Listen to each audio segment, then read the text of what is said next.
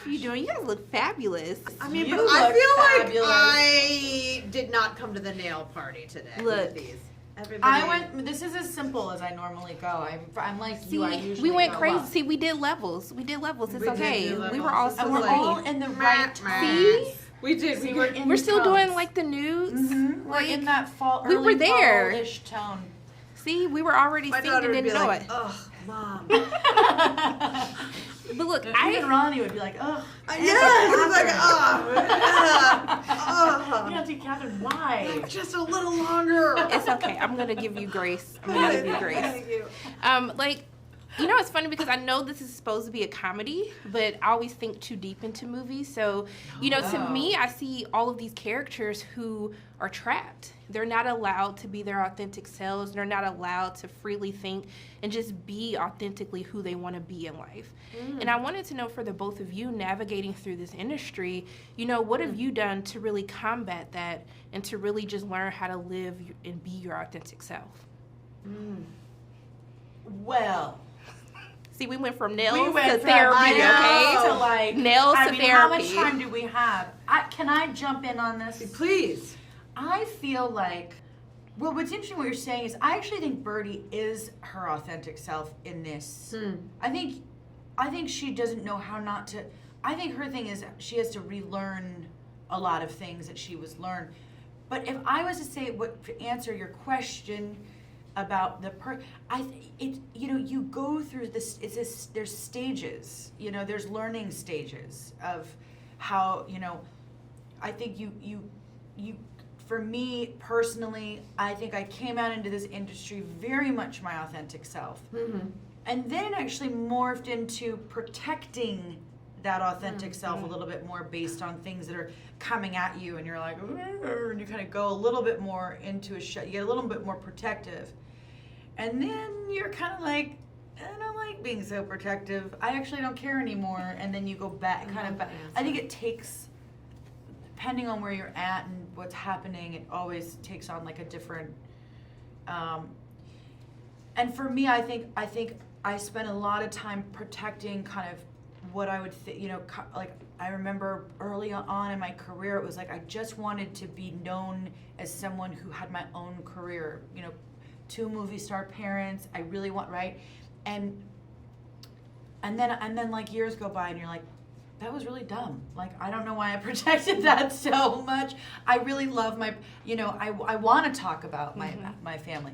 So I think you go through stages of that and trying to figure out the landscape of how to manage the attention and how much you share or, That's an am awesome I answer. Yeah, that's am I awesome. I'm babbling. No, that No. was so astute. What about you, Kathryn?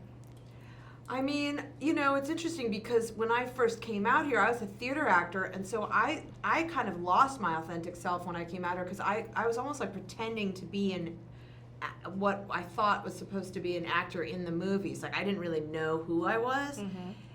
And it took, weirdly, for me, it wasn't until I was in my 30s and had kids before in my journey, for some reason, until I was like, able to just have a big case of the F-its and just be like, oh, I'm not supposed to be something else.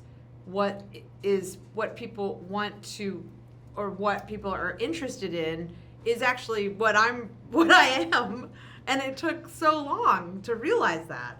Like, I didn't realize that I had to like pretend to be something else. And I wish I could go back to my younger self and be like, it was you the whole time.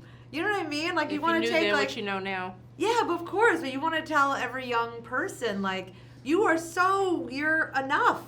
Like, you don't have to try to be anything else but like what you are. It's such a trip growing older because you're like, oh, okay. I also sometimes wonder, like, the authentic self is a very deep rooted, personal thing. Yes. Your authentic self is like, who are you when you lift all those layers away?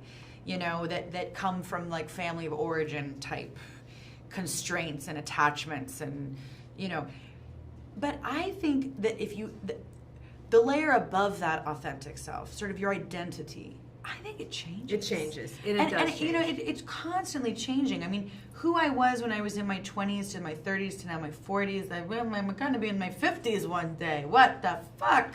Honey. But it changes. I know. And, you know, yes. And it should. And it should. Yeah. Look, thank you for giving us a word today. We got a word in the therapy session Yes. and a nail session. This was so fun. This gave me my entire life. So just thank you for Oh taking. my gosh. I love it. appreciate This was you. so great. No, This was so seriously, fun. like thank you so much for being open and honest and just even Oh taking my time gosh, to speak with me. we thought we were. Thank this you. was so deep. This love was it. so We great. I can talk about stuff like this Thank you. You forever. brought this long nails, and we thought we were just Thank going to you. get We're in into it. a holiday, but this was. We did therapy, a TED Talk, everything. That's right. Thank you so much. But one of the things that I know that this is supposed to be a comedy, right? But it's sad at the same time because you're watching this group of people who have lost the sense of themselves. They've lost their morals and they've lost their ability to be real, to be who they want to authentically be. And I wanted to know, for the both of you being in this industry, is that something that you ever struggle with? And what have you done to try to combat that? That's a really, you came out swinging I today. had to. I'm talking to y'all. I mean, I think, you know, community and like having your people who can remind you of the why, you know, why you even wanted to do this in the first place is super important when you can get a little lost. And I think for me, like I started off with core values. You know, it wasn't about being famous for me.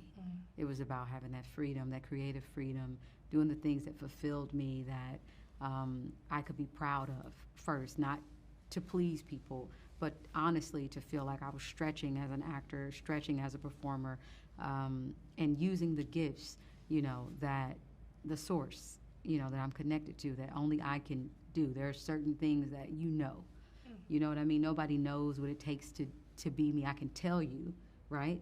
But I know what it takes and what I, and how I in terms of vision, what it'll take for me to get something out. And I think you just have to honor that, you know, and and it changes too. You evolve, you know, also allowing yourself to be like, yeah, you know, when I first got into the industry, these were the goals, these were the things, but now this is where I'm at, this is what I want to do. So giving yourself that permission to pivot and to redefine what freedom looks like for you, without all the noise, you know? Yeah.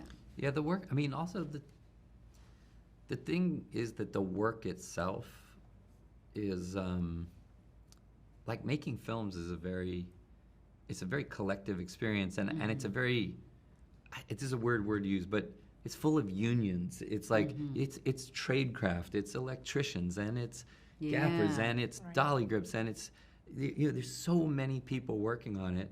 And everybody's on a schedule.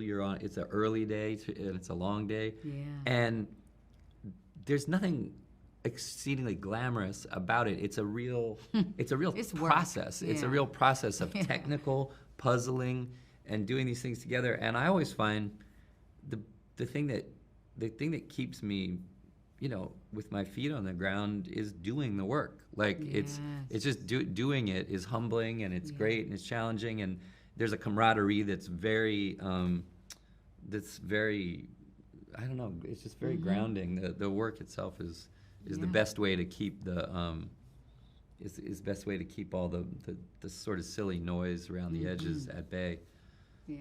Yeah. You know, it's like you never agree. feel. I mean, you can know what you're doing. I mean, you know you're a good singer. Sometimes. But you still, when you get into a thing, you can know you're good at a thing, and you can still get into it and feel, like Bowie said, when you go out to where your feet don't touch the bottom anymore, that's the interesting place, you know. That when you that's when some interesting stuff's going to happen, and it's kind of about pushing yourself to be in that place where you've lost your certainty in your own skills. It you know? scares you just a little bit, just right? a little bit. I yeah. think whenever I go do a project, I'm sure, you know, maybe it's the same for you, but it's like a whiteboard.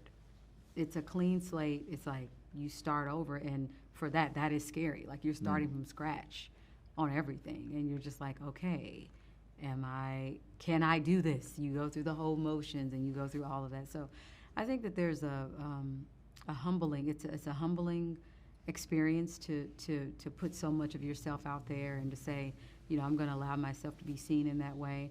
And you have to have your grounding, your people around you. You have to have your why. You have to have, you know, those things that just kind of keep you centered.